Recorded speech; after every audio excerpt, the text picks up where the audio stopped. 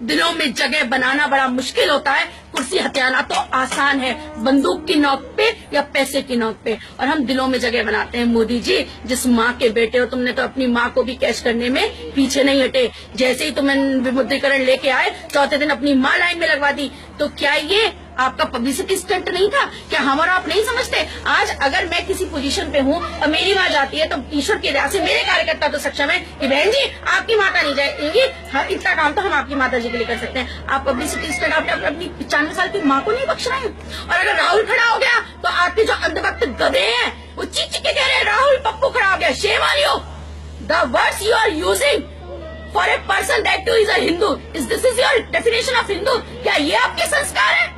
आप अमीर और गरीब को भिड़वा रहे हैं। कल की शब्दावली देखी थी, आपको क्या उस शब्दावली और उस भाषण से ये नहीं लगता कि एक अहंकार का मुकुट उनके सर पर बैठ गया है और अहंकार में बोल रहे हैं कि जनधन वालों आप तुरंत कहिएगा कि मैं मोदी को अभी चिट्ठी लिख रहा हूँ और पैसे वापस मत देना। क्यों साहब? जिसका वो पैसा वो मोदी ने कमा के दे दिया था।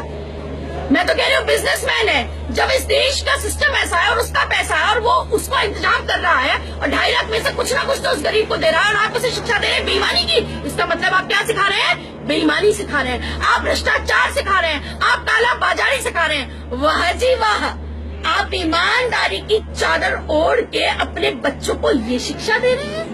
Shem on you Modi ji. मैं वही थी जो 2.5 साल पहले, मैं अपने बेटे का वीडियो आप लोग को दिखूंगी जिसमें मैंने ये डायलॉग भी सिखा के बच्चे को स्कूल में भेजा था कि अच्छे दिन आने वाले हैं। पर माफ करो, इतने अच्छे दिन की उम्मीद मुझे नहीं थी कि मेरी माताओं बहनों को बुजुर्गों को रुलाओगे। और मैं इतनी स्वार्थी नहीं हूँ कि अगर मैं दर्द में नहीं हूँ तो मैं दूसरे का दर्द ना। मैं राजनीति एक समाज सेवा का पर्याय है और मैं उसी परिप्रेक्ष्य से कर रही हूँ। Modi ji, Shem on you. Doctor पूजा शुक्ल पांडे आपको चैलेंज देती है, मन की बात करते हैं, जनता को अपने आप से कहते हैं, एक स्त्री होने के नाते, इस देश की नागरिक होने के नाते और बहन होने के नाते आपको मैं चैलेंज दे रही हूँ, आप खुला मंच एक लें और मेरे बातों का सवाल दें। और अगर मुझे गलत साबित कर देंगे तो मैं उस खुले मंच से आपसे माफी मांगूंगी और आपकी मुरीद हो जाऊंगी और कहेंगे तो अपने प्राण भी त्याग दूंगी।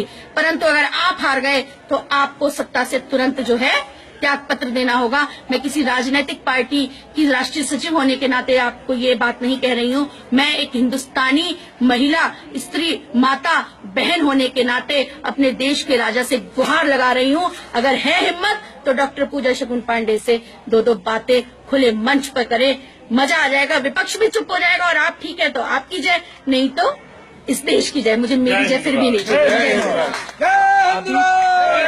अभी थोड़ी देर पहले आपने मोदी जी को भी एक चेतावनी दी थी, क्या है?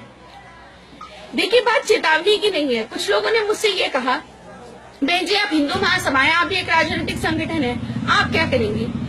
निश्चित तौर पर लोग हमारा मजाक बनाते हैं। आपके पास ना तो धन है, न बल है, न लोग हैं। तो मैं उन लोगों को ये जवाब देना चाहती हूँ कि जहाँ तक बात हिंदू महासभा की है, तो हिंदू महासभा के जो सैनिक और कार्यकर्ता रहे हैं, जो पदाधिकारी रहे हैं, वो वीर सावरकर, पंडित मदन मोहन मालवीय और नाथूराम गोडसे जैसे रहे हैं। एक वो जमाना था जब आरएसएस ने ऐसे करके पल्ला झाड़ लिया था। इतिहास गवाह है गोडसे जी से कि वो हमारा कार्यकर्ता नहीं है, जबकि वो आरएसएस के ही थे। और हम ये मानते हैं क्योंकि वो हमारी कार्य उसमें एक मुख्य पद पे थे, महामंत्री पद पर रहे हैं।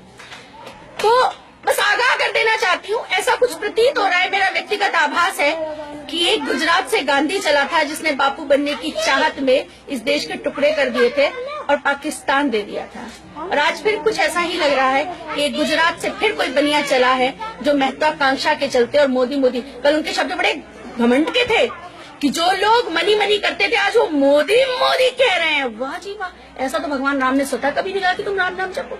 हमारे इष्ट मर्यादा पुरुषोत्तम राम ने कभी नहीं कहा।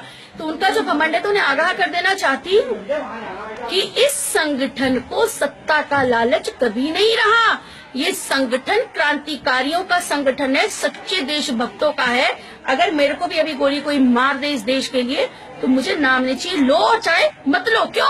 क्योंकि अपनी माँ की सेवा करने के बाद उसे कोई छपवाता नहीं है।